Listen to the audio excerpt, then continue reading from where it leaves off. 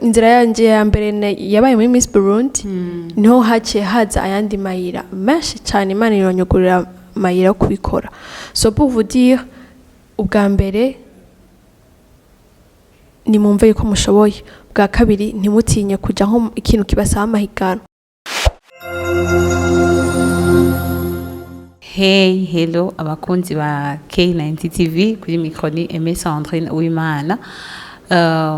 Waza ko mukomeye nibaza ko meze neza bivanye naho umwe wese aherereye muri kano kanya amasaha uzorabira ko ino video hamanda baramukije bugira kandi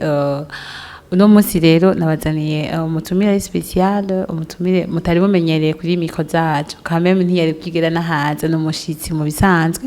hama naho umushitsi suwundi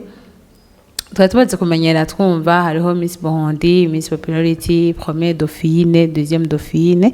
Hama kandi en plus de cela d'après mes recherches naragerageje kugira recherche ziwanje nasanze yuko iryo zina ntiryari rihari mu gihugu cy'u Burundi. Bon nibaza ko abaye wa mbere mu gihugu cyacu. Hama nagira ibakwe ryo kumuronka nubwo bitari byoroshe ko ndamuronka narirutse araheze ukwezi niruka ngenda hama ubu nawe se wundi ni Miss Philanthropie hama nibaza yuko nomuha akanya akipresenta akavuga akazina kiwe ndabaramukije nanje ni sawa yego n'amahoro nzira kumeze neza yego nibaza ko utubwira izina ryawe kugira basheho kumenya neza. Kazina kanje nitwa Vanilla Irakoze haba ndumwige hanyuma egome hama nkabandi Miss Philanthropie Burundi 2021 nibaza ko nugeza turakwakiriye kuri mikoro zacu za K90 TV murakoze yego nk'ikibazo cya mbere no kubaza Miss Philanthropie bisiguriye kwanza Philanthropie. Ok, philanthrope, bisigura umuntu afasha, une personne qui vient en aide aux autres. Kandi usanga ari abantu ntabwo muba muzi naye kuko hajya iyo ufashije umuntu mu muryango mengo it's a must mengo ni birasanzwe ufasha umuntu mu muryango but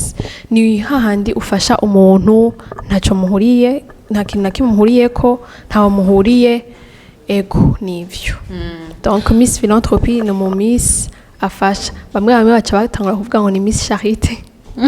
yego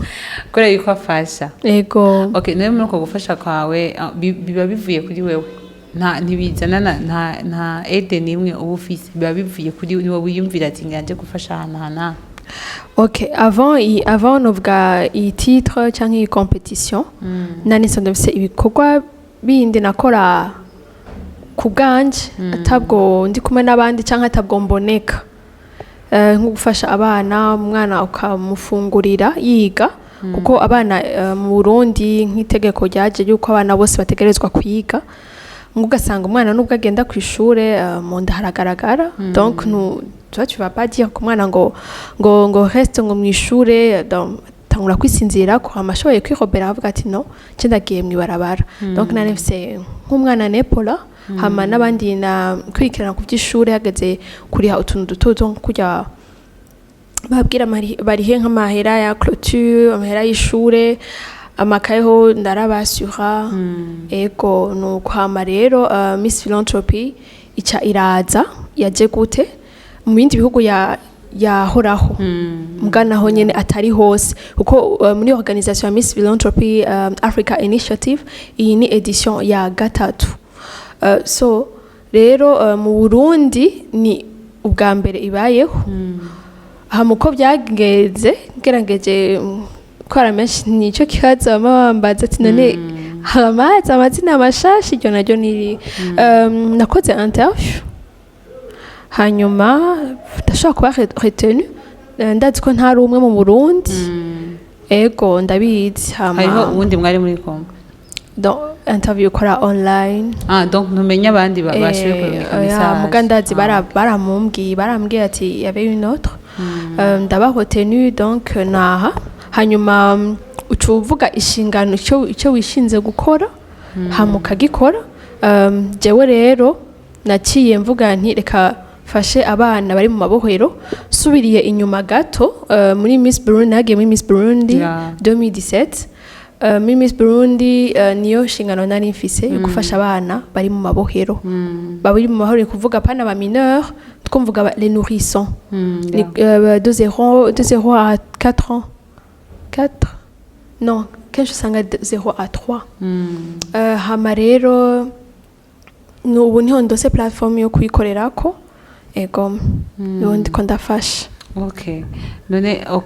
twarabonye muri Miss Burundi twarabonye ko hari urimwe muga ntwagerageje kuronka amahirwe yo kwitahana kiye gihe nibaze yuko waciye wimvira ati ngira birahagaze nta namwe ndasakorongera chance yo kubikorera bino bintu kuko ndisi yuko hari abantu mwari kumwe batabandanije ajya amaproje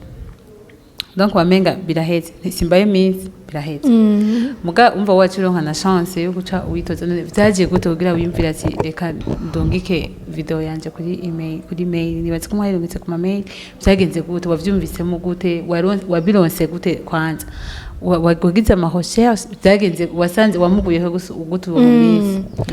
Okay, muri Miss Burundi nibyo nta mahirwe naronse yo gutahukana ikamba ariko umuntu ntuca wicara twari abakobwa 18 17 benshi hari babandanyije vraiment bakora hari witwa Kelly Nkurikiye yarabandanyije akora artiste aracapa hanyuma même après ça nashoboye kwa Miss University Burundi 2018 bisigura ngerageje no kwankuraje n'abandi c'est pas yuko utaronse iryo kamba kudashoboye urashobora kubandanya urondera inzira wifuza gukora ico kintu buke hanyuma Imana iraca inzira hanyuma mvuze cerekeye ukuntu na ronse iyo competition ni kuri Instagram hajya kuri Instagram abantu bashakunda kwimbaza ati nawe ama competition yakura Instagram hariko ama competition ku ma réseaux sociaux mugaje nkunze Instagram cyane nubwo wajya muri moteur de recherche kankati Miss kwa ushobora gusanga amantuze menshi ariyo Miss Elegant Beauty Queen byose bivana n'ibyo wifuza ego bivanye hari gihe kandi ko mba naraparticipe mu yandi ma competition bashobora kuza no kundondera babwa shosha passer un interview on veut une personne avuye mu gihugu canyu est-ce que tu peux faire ceci cela et kunuko kenshi bikunze kugenda et donc usanga ari competition imwe ikugururira imiryango hamo ugashobora gupasa ama interview pashigitsoke then ushobora représenter ton pays. Okay, none kuva ubaye bagutoye ukaba Miss none waravuye ngaho uri déplacer agendayo canke baguhereye byose uri ngaho mu Burundi? Okay. Okay, ntabwo ni déplacer ntabwo haragera mais bizoba wi déplacer ego donc wewe ucukoresha ibintu bishobora kugutuma ukora like nka echarpe hari abantu barondera ama couronne so on by the way hariyo n'ibindi bihugu bashobora kuorganiza iyo competition bivanye imano sama licence biravanye uko mugenda mukorana hanyuma ni sinzi kindi wari mumbajeje kuva Miss none umaze gushika kuki umaze gukora umaze iriki bon hari amafoto nagerageje kuraba kuri Facebook nabonye uri kurafasha mu ibohero hano warose mu ibohero gufasha abana niho honyine umaze gukora cyangwa hari ahandi hantu henshi umaze gukorera ufise iyi titre harahari mu mabohero nagiye mu mabohero yose harimo abantu hiso sauf Rutana kwera pour le moment nta mwana yarariyo nagiye donc ni kuvuga amahoro dufise mu Burundi ni 11 rero yarimwo abana na mabohero 10 nagiye muri 9 ko mu Rutana ta mwana numwe yarahari ni kuvuga Bubanza Mpimba Ngozi Femme Muyinga Ruyigi Gitega hanyuma Rumonge na Bururi ego donc na ma prison neuf aussi hariyo n'ibindi bikorwa nakoze by'amakaye y'abana basubira ku ishuri ego donc comme nahise ndabikora ntabwo nabigaragaza ntabwo nabigaragaza bizi nyene abanyegereye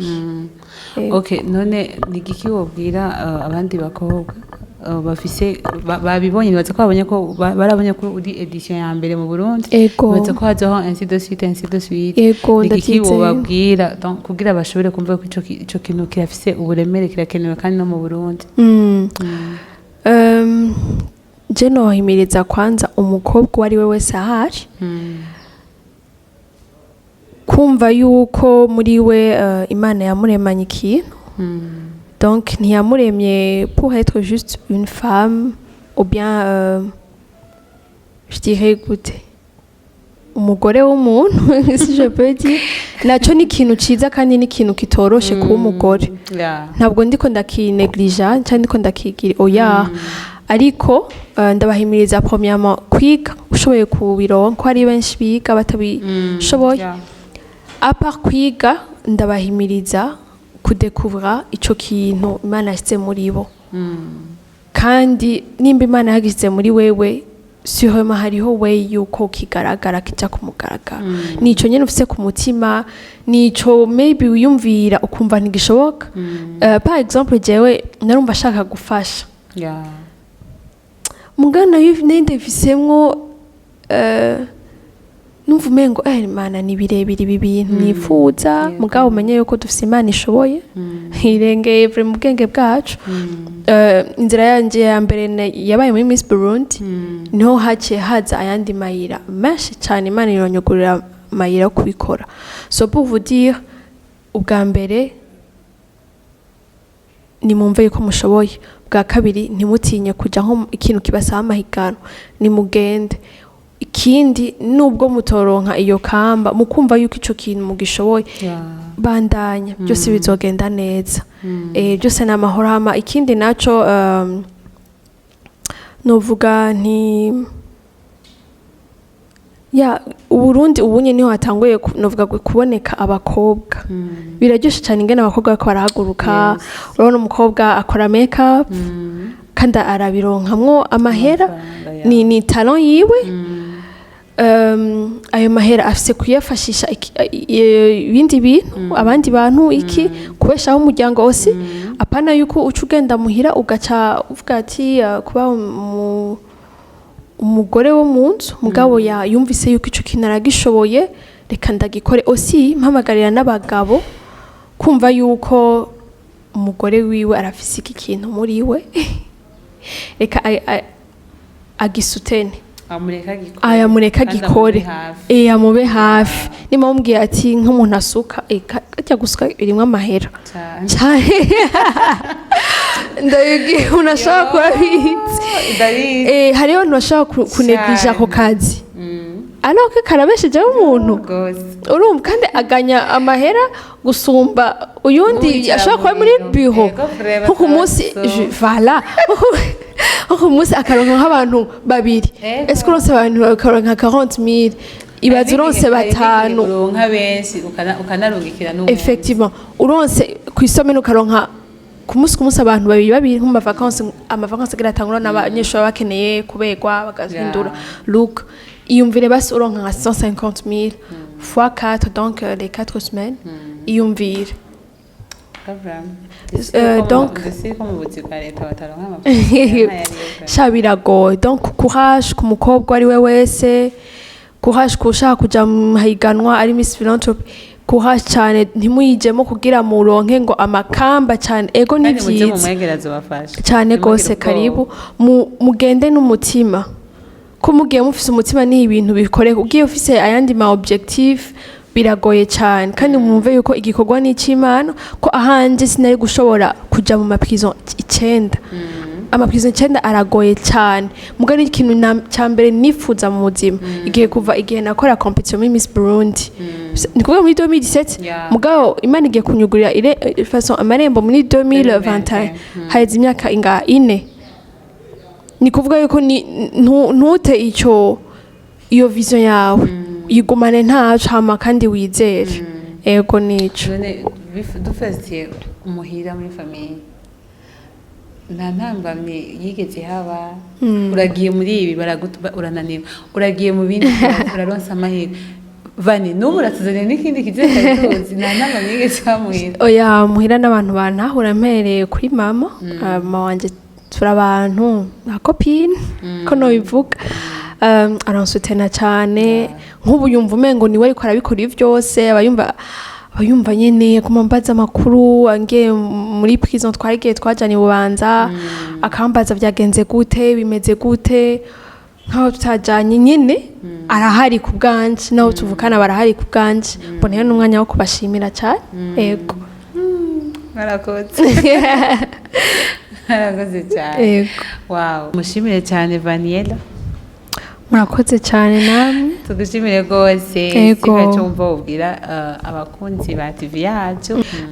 abakunzi ba K90 TV ndabashimiye kwanza baza kuraba n'abaza kugira she hanyuma kandi nkabasaba kugira like no kugira subscribe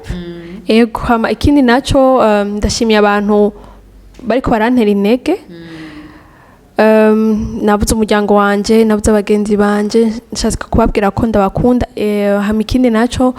Eglise Nsengeramo Gospel Ministry ndabashimiye cyane Pasteur Prophète Eric Kitegetse murakoze gushika no kuri support yanyu hanyuma ikindi ni benshi cyane muri benshi mushigikiye muri benshi munyereka urukundo muri benshi mwa supportinze iki gikorwa Imana ibaha umugisha cyane yego Okay, abakunzi bose tubashimiye cyane rwose nibaze ko ikiganiro cyabaryoheye bro ntimwari mumenyereye abantu nk'aba kuri TV yacu mugabo nibaze yuko bona baza nka ouverture hari n'anditse baronderera bameze nk'uko mugabo nibaze ko en general nibaze ko mwaryohewe cyane so ndabashimire cyane mwakoze kudutega amatwi hama aho uzoraba ino video nambu uzobo vyose uzovye kugira like vraiment nambu uzobugiye kujya uzojya mugira like uzokoze cyane bana basaba hama mwakoze cyane hama kuri micro ya jewe nyene izina murarizi njya ndi nyene ntirihinduka ciao ciao susubira mu next video bye